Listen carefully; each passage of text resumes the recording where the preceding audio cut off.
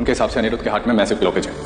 इतना major heart. Episode की शुरुआत वहीं से होती है जहां से खत्म हुई थी। मैं अनी से बेहद मोहब्बत करती हूँ। जहां पर बासु हाउस में चल रही है षष्ठी, अर्शी और बासुस की बहस। तो फिर वो यहाँ क्यों रहेगी? जहां पर अर्शी ये कहती हुई नजर आती है कि अनिरुद्ध झूठा है, अनिरुद्ध ने बीमारी का बहाना बनाया है और मुझे तो यहाँ तक लगता है कि इस बीमारी में आप सब लोग शामिल हैं। तो अब मुझे आप में से किसी पे भी बिल्कुल विश्वास नहीं। आप सब लोगों ने प्लानिंग करी है। लग रहा है कि आप सब लोग इस गेम प्लान में पहले से शामिल थे। आज अर्शी बड़ी बहकी बहकी बातें करती नजर आ रही है, इसीलिए तो आप में से कोई भी उसे एयरपोर्ट ड्रॉप करने नहीं आया। लेकिन उसके मुंह से कुछ सच्चाई भी निकल रही है और सच्चाई कुछ ऐसी निकल रही है कि बहुत सारी बातों के बीच में कुछ बातें वो ऐसी बोल जाती है जो कि हमने पिछले कई एपिसोड्स में सुनी है षष्ठी और अर्शी के बीच में। अर्शी कहती है कि मैं अनिरुद्ध से प्यार नहीं करती हूँ I don't love him anymore। और मैं अनिरुद्ध के साथ थी तो बस इसलिए क्योंकि मैं झनक से हारना नहीं चाहती थी। मैं यहाँ रुकी क्योंकि मैं झनक से हारना नहीं चाहती थी। तो ये कहती हुई नजर आई अर्शी। साथ ही साथ वो ये भी कहती है कि मैं यहाँ पर अपने गहने लेने के लिए आई हूँ। कुछ ज्वेलरी है, मैं वो भी यहाँ से लेने आई हूँ। मैं अपने गहने लूंगी, अपना सामान लूंगी और मैं यहाँ से चली जाऊंगी हमेशा हमेशा के लिए। अब मैं अनिरुद्ध से कांटेक्ट नहीं रखना चाहती हूँ। मैं अनी से कोई कांटेक्ट नहीं रखना चाहती। बीच में षष्ठी कहती है कि देखो, हम यहाँ से निकलते हैं और सीधे पुलिस स्टेशन जाते हैं और कंप्लेंट करेंगे। हमें जाना है, we don't have time. Police station भी जाना है, चलो। पर इस बात को लेकर शुभो एकदम चिंता में आ जाता है और कहता है कि अर्शी ऐसा मत करो, एक बार सोचो, एक second thought low. But Arshi कहती है, यहाँ पर बड़ा फनी लगेगा आपको सुनकर के, लेकिन अर्शी कहती है कि अब ये केस है ना लैला मजनू का हो गया है। अनिरुद्ध मजनू है और झनक लैला है और जो मजनू है वो सिर्फ लैला की सुनेगा, यानी कि अनिरुद्ध झनक की सुनेगा। और मुझे तो ऐसा लगता है कि झनक ने ही सारी प्लानिंग करी है। ये बात षष्ठी कहते हुए नजर आती है कि ये सब प्लानिंग झनक की है और ये कई दिनों से प्लानिंग हो रही थी। लेकिन धामी को चिंता हो रही है कि कहीं वाकई में तो अनिरुद्ध की तबीयत खराब नहीं है, कहीं वाकई में तो उसको प्रॉब्लम नहीं हो रही है। लेकिन इस बात का षष्ठी मजाक उड़ाते हुए बोलती है कि आपका बेटा कितना बड़ा ड्रामेबाज है, ये आज हमने देख लिया। वो बीमार नहीं है और इसलिए अंदर ही अंदर उसने ये प्लान रचाया था ताकि उसका जाना कैंसिल हो जाए। अच्छी भी कहती है कि वो इतना हेल्दी है, इतनी हेल्दी उसकी लाइफस्टाइल है, उसको क्या होगा, वो बस अपनी लैला से बिछड़ने के लिए उदास है क्योंकि वो जनक को छोड़ के नहीं जाना चाहता है और क्योंकि मैंने उसे कहा था और इसीलिए वो नहीं जाना चाह रहा था और इसीलिए छोटन, अनी और झनक ने मिलकर ये प्लानिंग करी है। और मैं बस अपने गहने लूंगी, अपना सामान लूंगी और चली जाऊंगी। आइडली तो ये गहने सामान सब आपको मुझे देना चाहिए था, लेकिन अब मैं लेके जाती हूँ। तो षष्ठी बोलती है कि देखो अर्शी, जो सामान तुम ले रही हो और जो सामान तुम छोड़ रही हो उन सबकी लिस्ट बनाओ और एक कॉपी इन्हें भी दे दो। तब बीच में धामी बोलती है कि तुम्हारे गहने तुम्हारे ही अर्शी, तुम्हारे कबर्ड को कोई हाथ नहीं लगाता है और तुमको क्या लगता है कि हम तुम्हारे गहने चुरा लेंगे और इतनी जल्दी किस बात की है। तब अर्शी कहती है कि नहीं, गहने हैं, मेरा सामान है और मुझे अपना सामान लेके जाना है। तब बीच में बड़ो माँ कूद पड़ती है। बड़ो माँ को पता है कि उसकी बेइज्जती होना है, लेकिन बड़ो माँ को कूदना है और बड़ो माँ बोलती है कि तुम ऐसे कैसे बोल रही हो, हम तुम्हारे गहने चुराएंगे क्या, और तुम्हारे सामान रखा हुआ है, अनिरुद्ध का सामान रखा हुआ है, तुम लॉक करो, चाबी लो और चली जाओ, कोई तुम्हारे कमरे में आता भी नहीं है। आपसे कोई बात कर रहा है, जो करना है ये कर लेगी, आप बीच में टांग मत घुसाइए। बीच में तनुजा उसको रोक देती है। तब वो बोलती है कि मैं फैमिली के बारे में ही सोच रही थी ना, हम लोगों में से तो कोई ऊपर जाता नहीं है। इस तरीके की बहस जारी है। इतने में जा करके अर्शी अपना सामान लेकर के आ जाती है। एक पैकेट में उसके कुछ गहने होते हैं और कहती है कि मैंने ये गहने ले लिए हैं और बाकी के गहने मैं आकर के लेके जाऊंगी। अर्शी बिल्कुल भी सुनने को तैयार नहीं है, वो सबको उल्टा सीधा बोल रही है, चाहे वो शुभ हो चाहे वो धामी हो, वो किसी की इज्जत नहीं कर रही है क्योंकि वो बहुत ज़्यादा हर्ट है। और वो कहती हुई नजर आ रही है, मेरी लाइफ बर्बाद हो चुकी है और बर्बाद करने वाला है आप लोगों का अनी। मैं अनिरुद्ध से प्यार नहीं करती हूँ, मैंने शादी सिर्फ और सिर्फ झनक से जीतने के लिए की है। वहीं दूसरी तरफ हॉस्पिटल में झनक बहुत चिंता में बैठी हुई है। छोटन अलग चिंता में है। छोटन ने अभी तक घर वालों को फ़ोन नहीं लगाया है, घर वालों का फ़ोन काट रहा है वो बार बार। इतने में आदित्य कपूर आता है और आदित्य कपूर कहता है कि मैंने एक हार्ट सर्जन से बात कर ली है। झनक कहती है कि हार्ट सर्जन, और ये सुन करके झनक को सदमा लग जाता है। जनक रोने लग जाती है और जनक कहती है कि अनिरुद्ध की तो बहुत अच्छी लाइफस्टाइल थी, ये कैसे हो सकता है, उनको हार्ट अटैक कैसे आ सकता है। Heart surgery? तब छोटन कहता है कि उसकी लाइफ बहुत ज़्यादा स्ट्रेसफुल थी।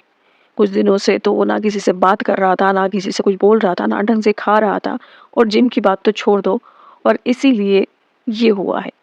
जनक इन सब का रिस्पॉन्सिबल खुद को मानती है और कहती है कि सब मेरी वजह से हुआ है। अरे मेरी वजह से? ये मैंने क्या कर दिया? लेकिन आदित्य कपूर कहता है कि देखो, हार्ट सर्जन जो है वो आ जाएगा, इस समय हमें इमोशनल होकर के नहीं, शांति से काम लेना होगा। इस वक्त अनिरुद्ध को लाइफ सपोर्ट पर रखा है। लेकिन छोटन कुछ अलग ही बात बोल रहा है। छोटन कहता है कि जनक, तुम जानती हो डाइवोर्स शब्द कोई नया तो नहीं आया है, आप कहना क्या चाहते हैं?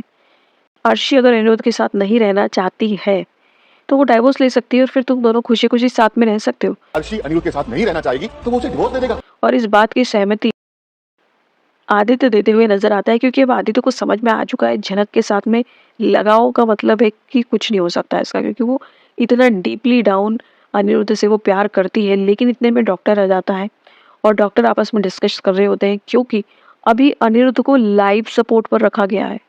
मैसिव ब्लॉकेज है अनिरुद्ध के हार्ट में और इसलिए उसकी कंडीशन क्रिटिकल है। और जनक को याद आता है वो पुरानी बात, जब अनिरुद्ध पिछली बार बीमार हुआ था तो उससे शिवजी के मंदिर में उसने पूजा करी थी और फूल दिया था, और पंडित जी ने ये कहा था कि जब ये ठीक हो जाए तो तुम दोनों मंदिर आना वापस और पूजा करना। लेकिन जनक को याद आता है कि अनिरुद्ध दोबारा मंदिर नहीं आया उसके साथ, और शायद ये सब उसी कारण हो रहा है। और जनक कहती है कि मुझे जाना होगा, मुझे मंदिर जाना होगा। आदित्य और छोटन उसको रोकते हैं कि तुम अकेले कहाँ जाओगी, हम भी चलते हैं। लेकिन जनक कहती है कि नहीं, वहाँ तो मुझे ही जाना होगा और मुझे ही पूजा करनी होगी और फूल लाना होगा, और मैं अनिरुद्ध को, मैं सर जी को ठीक कर दूंगी, मैं बिल्कुल ठीक कर दूंगी सर जी को, ये कहती नजर आती है जनक। वहीं दूसरी तरफ अर्शी और षष्ठी अपने घर पहुंच चुके हैं। वहां पर षष्ठी के फादर को चिंता हो रही है कि क्या हुआ, तुम यहाँ पर कैसे आ गई। तब वो बताती है और कहती है कि मैं अपना पूरा इंसिडेंट बताती है और कहती है कि षष्ठी का अलग डिल्यूजन में जी रही है। षष्ठी को तो ऐसा लगता है कि दुनिया में दिन रात हो रहे हैं वो भी जनक की वजह से हो रहे हैं, और दुनिया में जो भी क्राइम हो रहा है वो जनक की वजह से हो रहा है। तो वो कहती नजर आती है कि सब जनक की प्लानिंग है और जनक ने ही अनिरुद्ध को बहकाया होगा, और जनक, अनिरुद्ध भी कोई कम नहीं है, मैं सब पे केस करूंगी, अनिरुद्ध पे करूंगी, जनक पे करूंगी, छोटन पे करूंगी, और अप्पू तक पे भी केस करने को तैयार है षष्ठी। षष्ठी का दिमाग इतना खराब हो चुका है। अर्शी के फादर को चिंता हो रही है और उसको लग रहा है कि कहीं वाकई में तो कोई सीवियर चीज ना हो।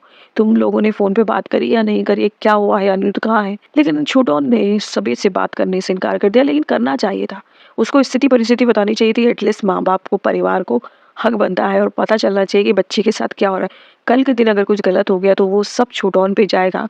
खैर ऐसा होगा नहीं, टीवी सीरियल है, मेन लीड है, हम सभी जानते हैं कि अनिरुद्ध ठीक हो जाएगा। लेकिन कुछ 2-3 बातें जो नोटिस करने वाली बात है वो ये है, एक तो अर्शी का इस तरीके से कन्फेस करना कि मैं अब अनिरुद्ध से कोई कांटेक्ट नहीं रखना चाहती, मैं अनिरुद्ध से प्यार नहीं करती, और मैंने शादी भी इसलिए करी है कि मैं जनक से हार नहीं सकती थी। और साथ ही साथ उसने एक चीज़ और बोली थी कि मैंने शादी इसलिए भी करी है कि सारी दुनिया को पता चल चुका था कि इसके साथ मेरा रिलेशनशिप है, और अब मुझे शादी तो करनी ही थी लोगों को दिखाने के लिए।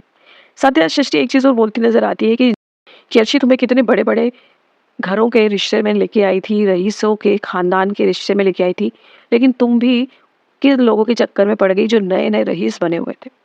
कहीं ना कहीं ये सब डायलॉग उस बात को आगाज देते हुए नजर आते हैं कि एक तो शुभो का ये जो पूरा स्टेटस है वो गिरने वाला है, साम्राज्य ध्वस्त होने वाला है और लीगल केस होने वाला है।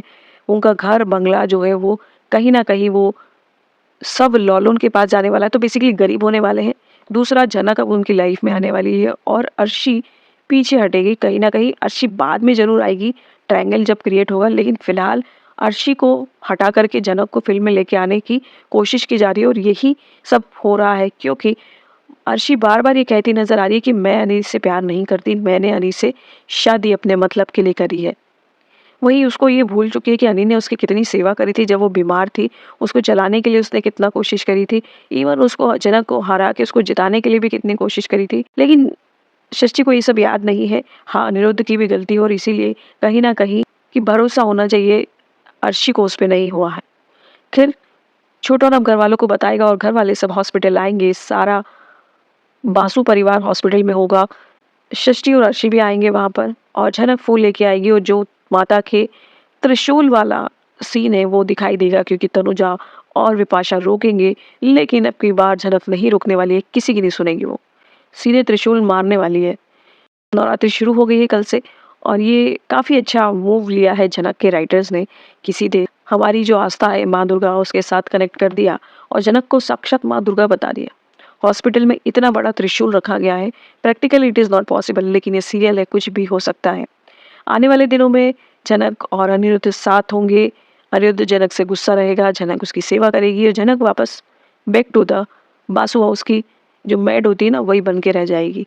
सो आपका क्या कहना है कमेंट सेक्शन में बताइएगा, क्या होने वाला है आगे, क्या मेरी प्रेडिक्शन सही है, क्या आपके प्रेडिक्शन है वो कमेंट सेक्शन में बताइएगा।